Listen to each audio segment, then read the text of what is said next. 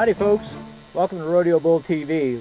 We're back on the Rhyme Riders Trail today. My name's Larry Maurice and this is my good friend Tagger. Got a poem today that kind of came to me some time ago. Got to know a lot of good cowboys, and you know, you can tell a lot about a cowboy by looking at his hands. And so I wrote this poem. It's called Cowboys Hands. The cowboys' hands have been everywhere, from the Appalachians to Alaska's lair.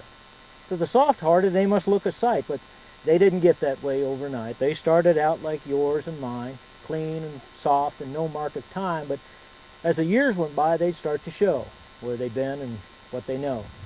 So you can tell a lot about a cowboy and where he's been by looking at his hands and the story within. For each wrinkle and crack was earned somewhere, the story's plain, if you just look there.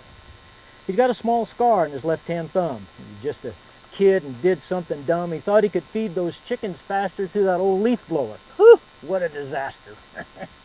He's got a permanent rope burn on his right-hand palm. He roped that old pig and disobeyed his mom, and the pig hit a high lope through the front door. He tried to stay with him, but he couldn't hold no more.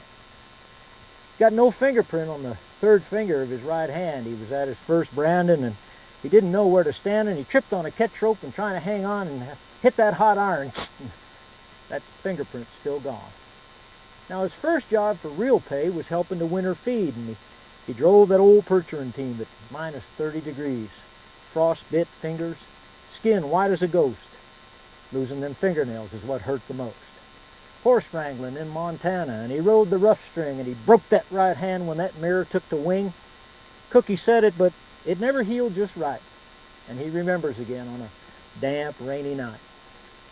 Third finger of his left hand used to hold a gold wedding band. But the cowboy life and schoolmarm ways, that was back in his younger days. From rawhide and sweat and saddle soap and chew, his hands kept changing by the things that he'd do. Following the herds from north to south, the hot desert sun burning hands and mouth. Lost a finger on that California spread. Hey, no hard and fast here. Take your dallies, they said. Big cattle, big sunsets, long ropes, and good mounts. And he stayed a long time.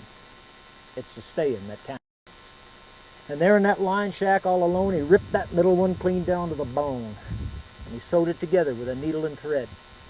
I couldn't have done no better, the doctor said. You see, a cowboy's hands don't get much rest. It's like he's always putting them to a test, whether it's chopping ice or mending fence or shoeing a mule. Sometimes there is only good working tool. Calluses built from ropes and leather over this country in all kinds of weather. Each of the seasons leaving their mark on hands rough and aged like sequoia tree bark. But rough hands can turn to velvet somehow, like when they're pulling a newborn calf from an old mama cow. And no gentler hand has ever been the source of a rub on the neck to a good working horse.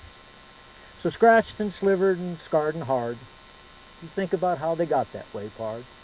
From honest hard work, pain, and strife. So the next time you shake a cowboy's hand, remember, you're holding his life.